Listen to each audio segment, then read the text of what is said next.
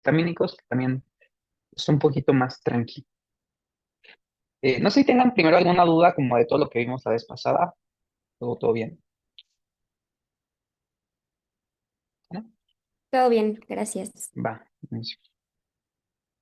Bueno, entonces, nada más como para recapitular un poquito, vamos a estar hablando mucho de los cluster of differentiation de varias células, que pues al final, en resumen, es como tener un ID como molecular en las superficies de ciertas células que nos van a ayudar con fines un poquito más de investigación y también como para hacer esta diferencia molecular de qué tipo de células son.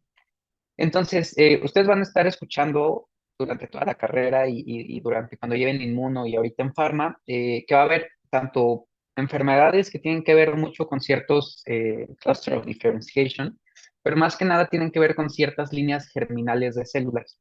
Entonces, algunas células van a tener ciertos números que van a ser propios como de esa línea germinal, ¿no?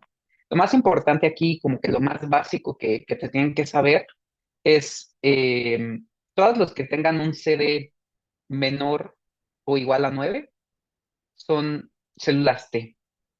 De ahí pues ya va a haber células TH2 activadas, células, las naive T cells, pero, pero en general es como una forma fácil de que ustedes se acuerden y cuando estemos hablando de los CDs, ustedes sepan qué tipo de células están atacando. Y los que son arriba o igual a 10 normalmente son células B. Va a haber sus excepciones, pero en general es como una regla que les puede ayudar a saber de qué estamos hablando, ¿no? Igual aquí hay otra tablita que justamente ahorita la mayoría de las cosas que vamos a ver van a ser células T o células B, y si ven, los que tienen los números más pequeños son las células T y los números más grandes son las células B. Y bueno, aquí un resumen, ¿no? Una célula B, en este caso es un linfoma de células B, y cómo va a haber ciertos anticuerpos que vamos a utilizar contra estos receptores o estos como IDs que tienen estas células en su membrana, y cómo vamos a dirigir las terapias contra estos receptores, ¿no? Y bueno, vamos a empezar hablando de el Murumumab, que es un anticuerpo monoclonal contra el CD3. Este ya no se usa. De hecho, aquí les pongo como lo que salió por parte de la FDA. A partir del 2010 realmente ya no se usa el Murumumab, más que nada porque, como veíamos la clase pasada, pues es un anticuerpo murino, es 100% de ratón. Y eso hacía que no solamente no tuviera tanto efecto, porque nuestro cuerpo atacaba ese fármaco, bueno, esos anticuerpos que estábamos nosotros inyectando en el paciente, su propio cuerpo los inactivaba, y aparte generaba una inflamación porque estaban atacando al fármaco que estábamos introduciendo, ¿no? Pero bueno, eh, no creo que tampoco les vayan a preguntar de esto porque ya no se usa, pero para que lo tengan ahí en consideración y como viene en el temario, nada más saber que otra vez, como veíamos, SD3, entonces lo que estamos aquí atacando son a los linfocitos T, y su mecanismo de acción pues va a ser unirse a este complejo de CD3 que está en los receptores de las células T, y por lo tanto, como la célula T no tiene un receptor para empezar a reconocer antígenos e iniciar una respuesta y luego diferenciarse en TH1, TH2 o TH17, pues las células T se van muriendo porque como que no reciben esta señal de activación y empiezan a depletarse o a morirse, y a bajar un montón la cantidad de células T que tiene el paciente. Em, Se usan mucho, bueno, ahorita vamos a ver sus usos, ¿no? Pero el tema que les decía, como es tipo murino,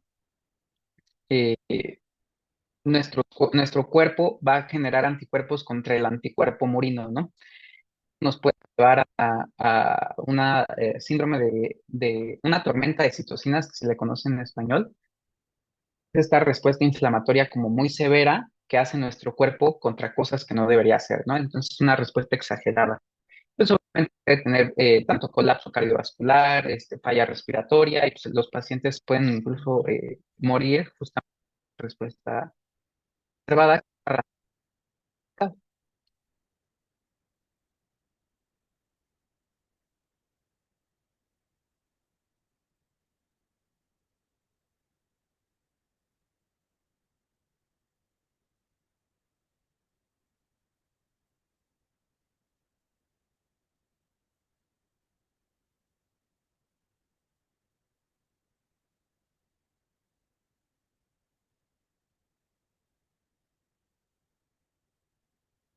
No te escuchamos.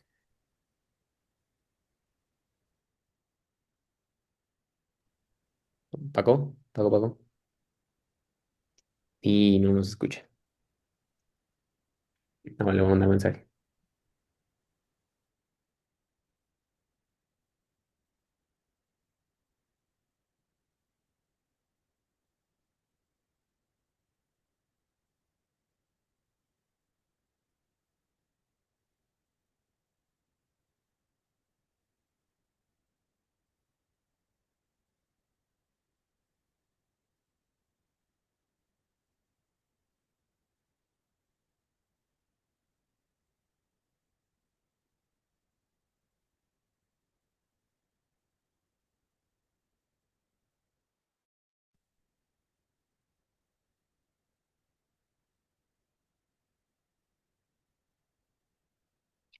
¿Me escuchan mejor?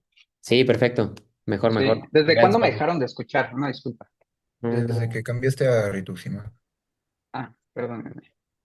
Bueno, les decía que el rituximab, lo que tienen que saber, pues es un anticuerpo quimérico, ¿no? Contra los CD20 y las células B, desde que se están formando las pre-B cells, van a empezar a presentar este anticuerpo hasta que son células B de memoria.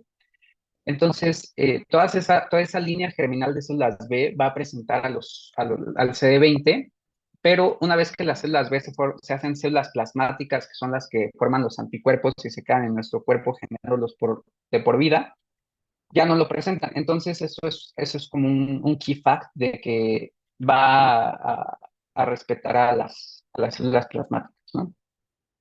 Eh, y si me escuchan ahí, ¿verdad? Porque me salió otra vez el anuncio que no. Sí, sí, sí, Sí, sí. no, me avisan, me interrumpen si no. Sí, Pero gracias, bueno, Paco. no de nada. Y bueno, las vías por las que va a ir como depletando o como va a ir, pues sí, reduciendo el número de células B que tenemos, van a ser estas tres. No se las tienen que saber, pero nada más es como para que sepan que no es solamente por una vía, ¿no? Que va a ser, pues, la citotoxicidad dependiente del anticuerpo, que el anticuerpo literalmente va a llegar, va a atacar a los bueno, va a unirse a los CD20 y como se une y ya no puede seguir su ciclo normal la célula B, se muere. La dependiente de complemento. Acuérdense que cuando los anticuerpos llegan a su blanco o al antígeno, esto activa el complemento, ¿no? Entonces el complemento puede llegar y activarse a través de los anticuerpos. Y una vez que se pegue el complemento, va a hacer que la célula B pues, se muera por efecto del MAC y de todo lo que el complemento hace, ¿no? Y pues justo la apoptosis va a ser como esta muerte programada que va a generar el que no puedan seguir activándose las células B y van a empezar a morirse y a generar apoptosis ellas solas porque ya no tienen como un fin o pues sí, ya no, o sea, como que ya no pueden responder a nada ni seguir dividiéndose ni diferenciándose. Y van a ver que el rituximab se usa en un montón de cosas, desde artritis reumatoide, más que nada aquí lo usamos en los pacientes que no responden a los bloqueadores de TNF-alfa. También es primera línea para un montón de cosas hematológicas, desde púrpura trombocitopénica, también, bueno, la inmune y la púrpura trombocitopénica trombótica, para las dos es primera línea. También para la anemia hemolítica y estas enfermedades que son autoinmunes nos va a ayudar un montón porque justamente pues las células B son las que van a estar generando estos anticuerpos nuevos contra nuestro cuerpo, ¿no? Eh, Después también lo vamos a usar mucho con fines oncológicos. Se usa mucho y es parte de muchas terapias de linfomas y leucemias, específicamente de los no Hodgkin y de las leucemias en la leucemia linfocítica crónica. También es primera línea y es parte de todos los esquemas que existen hoy en día para tratarla. En neurología también lo usamos mucho para esclerosis múltiple y bueno, esto lo van a ver en Euro y seguramente no se los van a preguntar, pero lo usamos mucho para reducir las recaídas, no tanto como para el tratamiento agudo, sino más que nada como para tener al paciente sin recaídas y que esté en un estado sin crisis más tiempo. Nada más que aquí un efecto adverso importante es la reactivación del virus JC, que es como el riesgo más importante que tenemos con rituximab, porque la activación de este virus, en México no hay tantos estudios, pero en Estados Unidos es muy común que la gente lo tenga como siguiente. Entonces, una vez que ya no pueden las células B como hacer esta búsqueda del virus y mantenerlo a raya, empieza una leucoencefalopatía multifocal progresiva, que esa es como la causa más grave y fatal que tiene el rituximab, ¿no? También, pues, todo lo que vamos a ver ahorita pueden tener reacciones de infusión, o sea, donde mismo vamos a inyectar el fármaco, pueden tener, pues, ya sea edema, eritema o incluso como la liberación de citocinas inflamatorias que van a hacer que, pues, el paciente me presente síntomas en ese momento. Ahí lo que se hace es no quitar el fármaco, sino pasarlo más lento y darle algún tipo de antihistamínico o esteroide para evitar que el cuerpo reaccione o que le caiga de peso como el que le estemos metiendo el fármaco, ¿no? Eh, También, bueno, o sea, todos estos, los que tienen que ver con células B y T, como veíamos la clase pasada, van a condicionar que los virus que los pacientes ya tenían como silientes se reactiven y que aparte las infecciones como oportunistas sean como más fácil que las adquieran. Y bueno, igual como les decía la doctora la clase pasada, les ponemos aquí los precios como para que vean más o menos qué tan accesible sería para los pacientes. Y bueno, eso sería de rituximab. Y después vamos a pasar a basiliximab, que este es un antagonista del receptor de interleucina 2. Es igual un anticuerpo quimérico. Y aquí lo que va a hacer es unirse a la cadena alfa o al CD25, que así también se le conoce, de el receptor de interleucina 2. Y acuérdense, interleucina 2, linfocito T, ¿no? Entonces, todos los linfocitos T tienen a esta CD25, a esta cadena alfa del receptor de la interleucina 2. Y lo que va a hacer la interleucina 2 es como darle start a toda la expansión clonal que pueden hacer las células T, ¿no? Es literalmente como el activador de toda la supervivencia que tiene el linaje de células T. Una vez que damos el basileximab, va a ser como un antagonista competitivo por este receptor y ya no va a poder dejar que la interleucina 2 como tal haga el efecto de expansión clonal. Entonces, pues obviamente las células T van a bajar en cantidad y ya no van a poder proliferar como deberían ante una respuesta inmune, ¿no?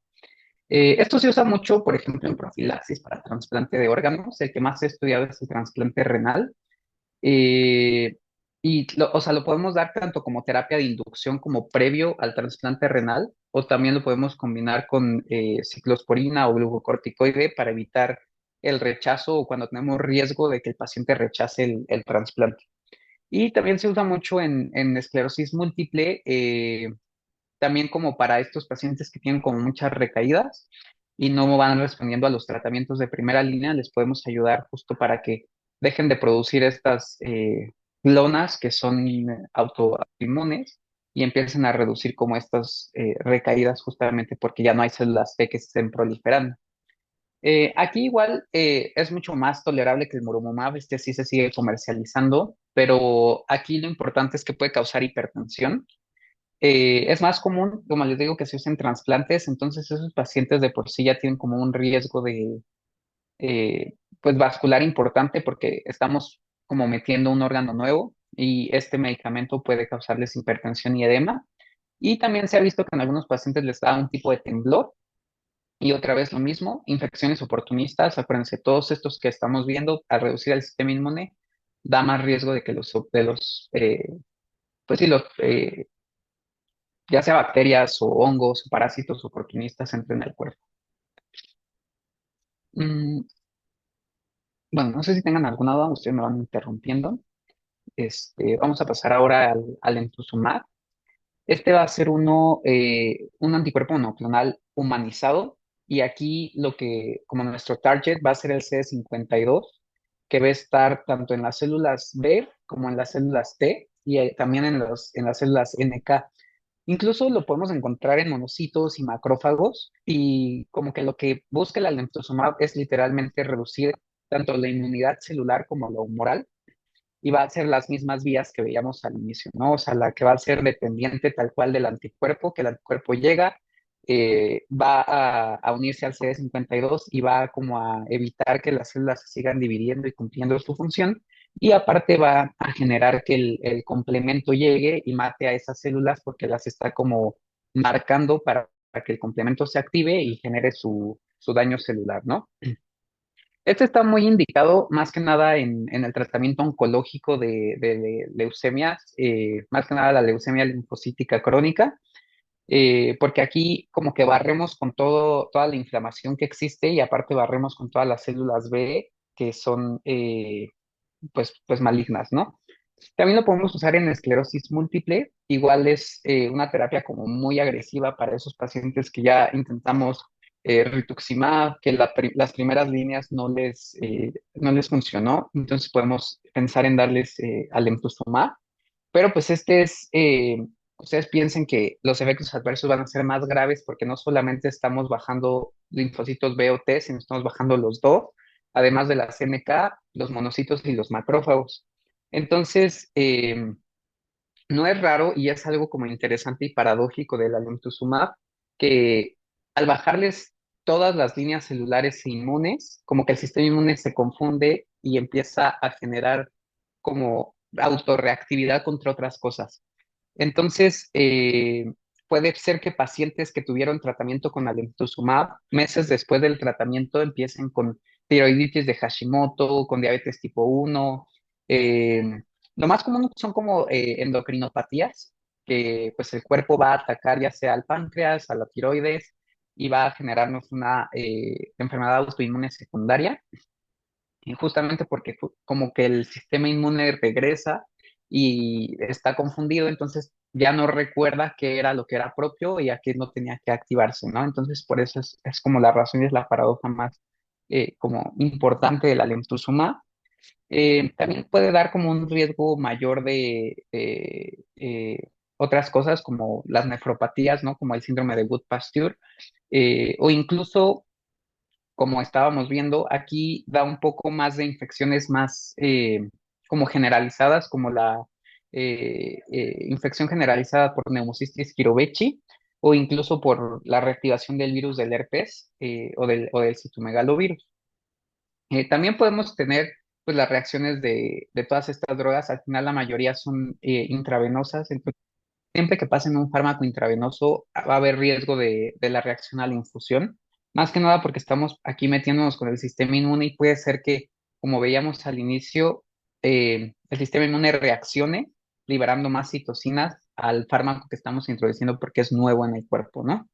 Lo que se recomienda en estos pacientes es darles como un seguimiento de 48 meses, más que nada para buscar la autoinmunidad, que incluso puede, pues como les digo, o sea, daños incluso después del tratamiento. Eh, y pues lo más común es que se pida como un conteo un blood test como normal, un conteo de células sanguíneas, una biometría hemática y un test tiroideo, unas pruebas tiroideas, 4 años incluso después de la última dosis de la lentuxumab. Eh, Se recomienda también que en pacientes, por ejemplo, inmunocomprometidos, les den profilaxis, perdón, para Pneumocystis jirovecii y ver si no tienen el virus del herpes y si lo tienen igual darles aciclovir como profilaxis y ver que no tengan virus de la varicela zoster y si sí, ahorita ya se recomienda la vacuna que es la Shingrix, entonces se les puede poner a estos pacientes.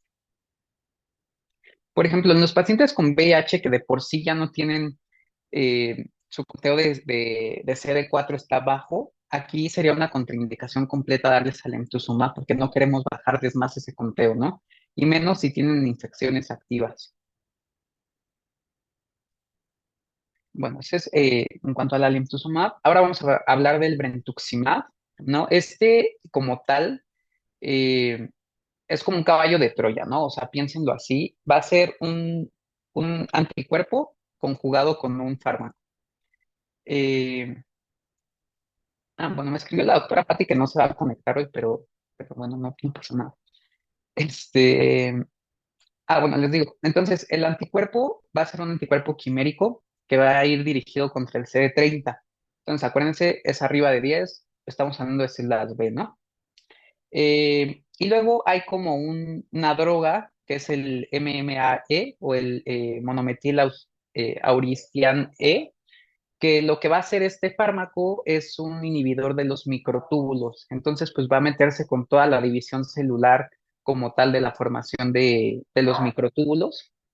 Y lo que esto hace es, primero va a ser como el binding, ¿no? El anticuerpo va a llegar, se va a unir al CD30 y de ahí la célula lo va a internalizar, ¿no? Incluso aquí podemos verlo. Una vez que lo internaliza, se va a fusionar como con la vesícula como tal y ya dentro de la vesícula va a empezar a liberar pues estas enzimas de las vesículas y los lisosomas y eso va a activar al fármaco. Entonces, ya que se activó como el fármaco dentro de la vesícula, se va a empezar a liberar al citoplasma como tal y va a ir directo a romper los microtúbulos justamente cuando las células intentan dividirse. Lo que hace, pues, es como detener la división celular y entonces si la célula no se puede dividir, como que solita va a generar apoptosis y se va a morir. Entonces, el CD30 aquí no es tanto como que nos dé el efecto como tal, el inhibirlo o el activarlo, sino el CD30 nos va a ayudar a meter el fármaco dentro de la célula, ¿no? Por eso les digo que lo vean como un caballo de Troya, que el CD30 sería el caballo y los soldaditos adentro sería eh, bueno, el potente inhibidor de los microtúbulos, ¿no? Eh, esto es interesante también porque una de sus indicaciones, cuando vean ustedes inmuno, creo que el próximo bloque, los linfomas de Hodgkin presentar un tipo de células que son las células de Reed-Steinberg. Creo que pues, son eh, se describen como células de búho, ¿no? Por los dos aquí. Unas células súper características y esto, que lo vean, son linfomas de Hodgkin, ¿no? Entonces, justo su indicación es más que nada para este tipo de linfomas y otro tipo de linfomas, por ejemplo, de células T, como psicosis o, o los linfomas sistémicos de células grandes, ¿no? Los anaplásticos que no están como tan diferenciados, se les puede como primera línea. Las células que son sanas, o sea, los linfocitos B sanos, no tienen tanta expresión del CD30. Entonces, como no tienen, o sea, como las células enfermas que más lo expresan, es como una ventaja de que yo estoy seguro que va a, como a ese tipo de células. Nada más es que es como que no es tan accesible. En México yo nunca he visto que lo den, pero las guías internacionales nos dicen que lo ideal sería darlo como primera línea en linfoma de Hodgkin, pero pues, o sea, no está tan accesible en todo el mundo, entonces se guarda para esos casos refractarios o que han recaído después de los tratamientos de alternativos, ¿no? Los efectos adversos más que nada tienen que ver con la toxicidad de los microtúbulos, ¿no? Otras drogas que atacan los microtúbulos van a ser como la vincristina o el paclitaxel, que son literalmente quimioterapéuticos. Entonces, todos los efectos adversos van a ser muy similares a las quimioterapias, ¿no? Que va a ser la neuropatía periférica, que es como lo más común, que los pacientes van a empezar a sentir las manos y las piernas dormidas. Pues también va a haber cierta como neutropenia como en respuesta a estos como efecto de quimioterapia. Y este es otro de los fármacos que pueden causar esta leucoencefalopatía multifocal progresiva por la reactivación del virus JC y pues las reacciones de infusión, ¿no? Pero lo más importante aquí es que es uno de los fármacos que nos ayudan mucho con el linfoma de Hodgkin. Y luego vamos a tener a estos fármacos que son como bloqueadores de la coestimulación, ¿no? Acuérdense que, nada más como breve, como recapitulando, cuando llega una célula presentadora de antígenos a una célula T, aquí está el MHC con el antígeno que trae la célula presentadora. Entonces se lo va a enseñar a la célula T para que la célula T pueda generar su expansión clonal contra este antígeno. pero para eso necesitamos una coestimulación, o sea, no solamente basta con que yo se lo enseñe, sino tengo que prender a la célula T para que pueda pues ir y empezar la expansión clonal, ¿no? Entonces, justamente es como la base del abatacept y el belatacept, ¿no? Que no son como anticuerpos monoclonales, sino son proteínas de fusión recombinantes. Y lo que van a buscar es unirse como al dominio del CTLA4, ¿no? O al CD28, que van a ser como los dos coestimuladores que nos ayudan a activar o a apagar las células. Entonces, en las células presentadoras de antígenos, nosotros vamos a tener al CD80, CD86, que como sus ligandos, por así decirlo, es el CD28 y el CTLA4. Entonces, el belatacept y el abatacept lo que van a hacer es bloquear esta unión de coestimulación para que cuando la célula presentadora de antígenos le presente al linfocito T al antígeno, no se pueda activar y por lo tanto no pueda generar la reacción de expansión clonal que se esperaría de la célula T. Eso es como la base de esto, ¿no? Pues la señal uno es que la célula T se une al MHC de la presentadora de antígenos y el CD28 en la célula T debería unirse al CD80-86 en la presentadora de antígenos. Pero como no se puede unir o no pueden hacer como el handshake, pues las células T se van a convertir en anérgicas porque ya medio la activaron, pero no hubo la coestimulación, entonces se mueren y pues ya no se va a producir ni el TNF-alfa, ni el interferón gamma, ni la interleucina 2, y todos estos nos ayudaban a hacer que las células T proliferaran, ¿no? Entonces, como ya no se producen, pues se vuelven anérgicas.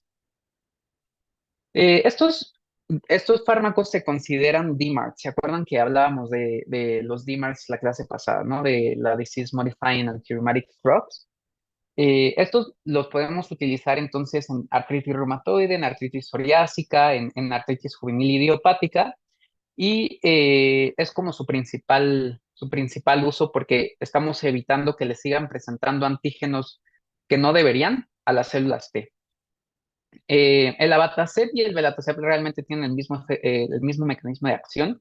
El belatacept es un poquito más, tiene mejor afinidad, ¿no? Es como más nuevo y este se reserva un poquito más, por ejemplo, para trasplante de riñón, o es donde más se ha como visto o se ha probado en los estudios.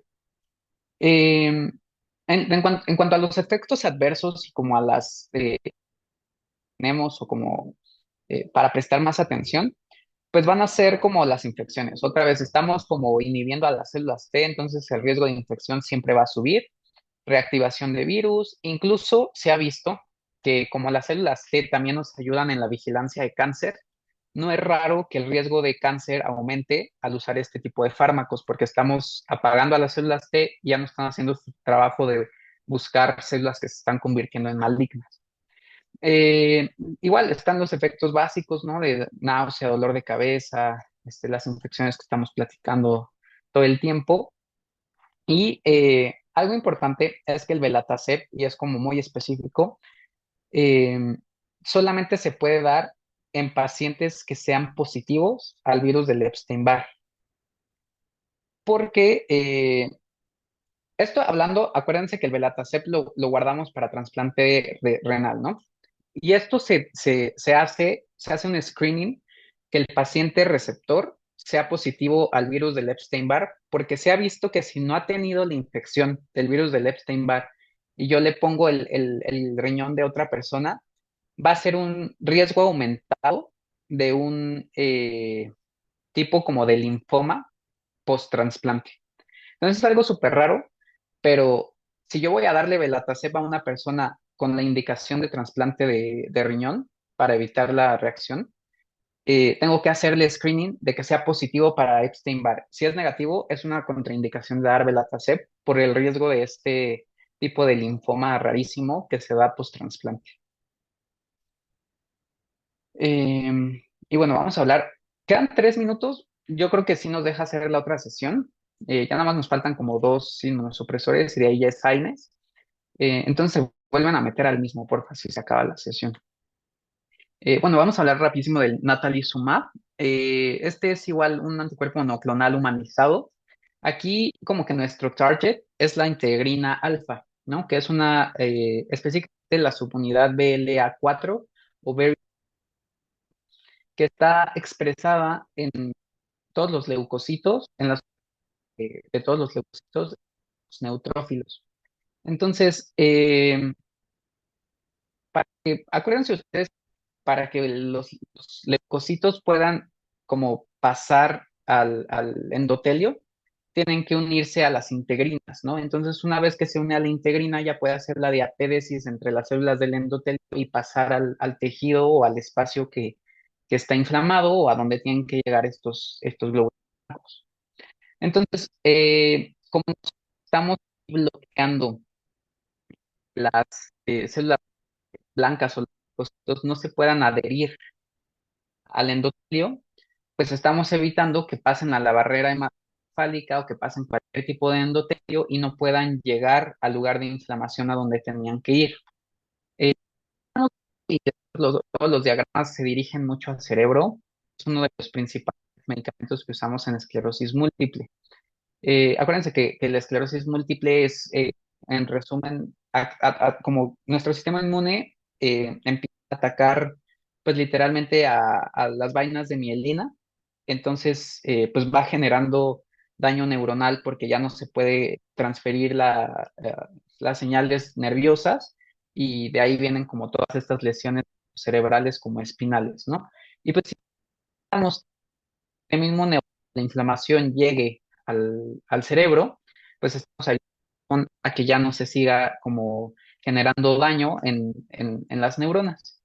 También se usa mucho en enfermedad de Crohn en todos esos pacientes que no toleran a los TNF-alfa, entonces también lo podemos utilizar en ellos porque pues, al final no está llegando la inflamación a donde tiene que llegar, sino los glóbulos blancos se quedan en la sangre y ahí que se quedan sin hacer daño. También puede darle el efecto adverso de la leucoencefalopatía, ¿no? Por lo mismo de que las células T nos ayudan como este surveillance y aparte como a mantener a raya a todos estos virus que tenemos en nuestro cuerpo. Y pues nada más como hacer el screening antes de dar este fármaco de que no sean positivos a este tipo de virus y que no hayan usado como el fármaco hace por más de 2 años. Entonces es como nada más checar a esos pacientes para darles este tipo de fármacos. Y bueno, si quieren, ahorita se va a acabar y ya regresamos a ver el eculizumab. Y ya, yo, si no, la termino o lo que pase primero.